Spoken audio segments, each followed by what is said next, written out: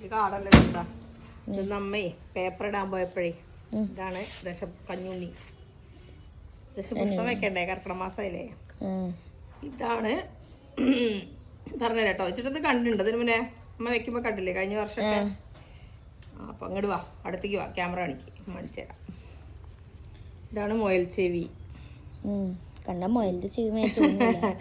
ഇത് കണ്ടോ, അതൊക്കെ മുയൽ ചെവി തന്നെ കേട്ടോ. കുറെ വേണ്ടേ, ഇവിടെ ഉണ്ട് കുറച്ചൊക്കെ, എന്നാലും അമ്മ കണ്ടപ്പോ. ഇതാണ് ചെറുള. ഇത് നമ്മള് ഇതിനൊക്കെ ഉപയോഗിക്കുന്നത്, ബലിയിടാനൊക്കെ ഉപയോഗിക്കും. പിന്നെ ഇത് കഞ്ഞുണ്ണി. നമ്മൾ ഇട്ടിട്ട് എന്താ ചെയ്യും, എണ്ണയൊക്കെ കാച്ചും. അതാണ്. ഓക്കെ, അമ്മ വേറെ കളിച്ചിടുവാ. ഇത് അമ്മ കഴിഞ്ഞ വർഷം ഇവിടെ കൊണ്ടുവന്ന് കുഴിച്ചിട്ടിട്ടപ്പ ഉണ്ടായതാ. ഇത് നെൽപ്പന, ഇത് മുക്കുറ്റി, ഇതാണ് പൂവാങ്കുറുക. ആ സംഭവമാണ് ഇത്. ഇനി പിന്നെ എന്തൊക്കെ കിട്ടാണ്ട് അറിയോ?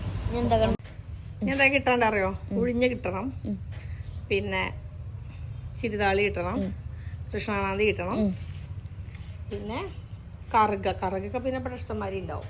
ഇപ്പൊ എത്രണ്ണായി? ഇതമ്മ എത്രണ്ണം കൊടുക്കുന്നു? 4, 5, ഇനി 5 എണ്ണം കൂടിയും കിട്ടാണ്ട്. അങ്ങനെയൊക്കെ പറഞ്ഞു.